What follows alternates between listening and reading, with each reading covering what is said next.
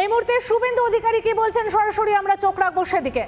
৯৯ সালে ব্রিটিশের আইন ল্যান্ড অ্যাকুইজিশন কে করেন, অথরাইজ কে?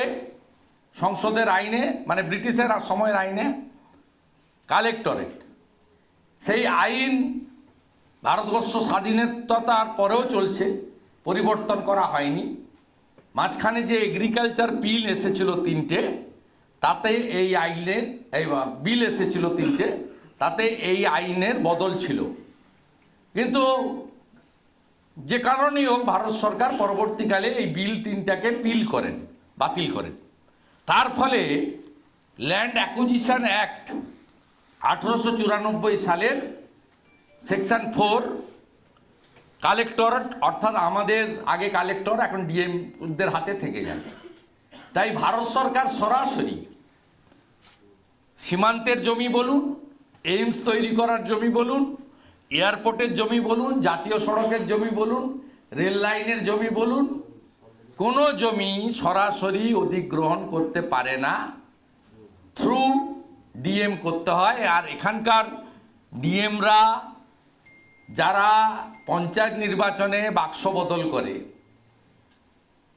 যারা লোকসভা নির্বাচনে তাবেদারি করে, যাদের উপস্থিতিতে মুখ্যমন্ত্রী সরকারি টাকা খরচ করে, আজকে যেমন সন্দেশখালিতে 3 কোটি টাকা খরচ করে প্যান্ডেল তৈরি করে ডিএমের উপস্থিতিতে বিজেপিকে গালাগালি করেন, সেই ডিএমদের কাছ থেকে মুখ্যমন্ত্রীর নির্দেশ বা ইশারার বাইরে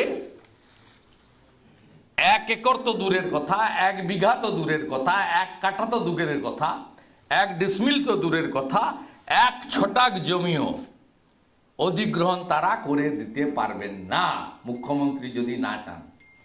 আর এই মুখ্যমন্ত্রী, যিনি 2021 সালে 16ই নভেম্বর বিধানসভাতে বিএসএফ এর বিরুদ্ধে রেজুলেশন আনেন, সেই মুখ্যমন্ত্রী বিএসএফকে কাঁটাতার দেওয়ার জন্য জমি দিতে পারেন না।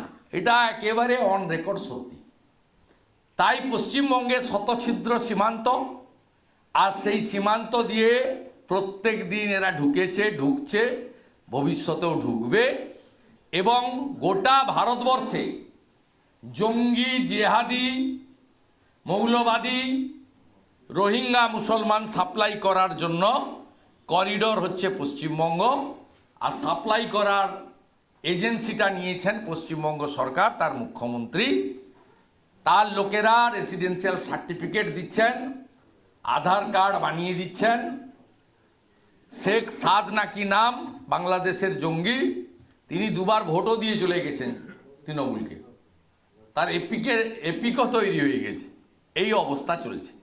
রিগার্ডিং ল্যান্ড অ্যাকুইজিশন, আমাদের বারবার ফেন্সিং কমপ্লিট করার জন্য সীমান্তে, এবং রাজ্য সরকার কি ধরনের অসহযোগিতা কেন্দ্রীয় সরকার এবং বিএসএফ এর সঙ্গে করছে, রাজ্যের গোয়েন্দা সংস্থাগুলি কেন্দ্রীয় গোয়েন্দা সংস্থাকে কিভাবে অসহযোগিতা করছে, পুলিশ বিএসএফ এর কোঅর্ডিনেশন কিভাবে রাজ্য পুলিশ অসহযোগিতা করছে। বিএসএফ ডাইরেক্ট কেস করতে পারেন না, ধরে এনে দেওয়ার পরে এফআইআর ক্ষেত্রে, চার্জশিট দেওয়ার ক্ষেত্রে, কনভিকশন করানোর ক্ষেত্রে রাজ্যের কিভাবে অসহযোগিতা হচ্ছে, তার এক ঝলক এই পাওয়ার পয়েন্ট প্রেজেন্টেশনে আপনি পেয়ে যাবেন।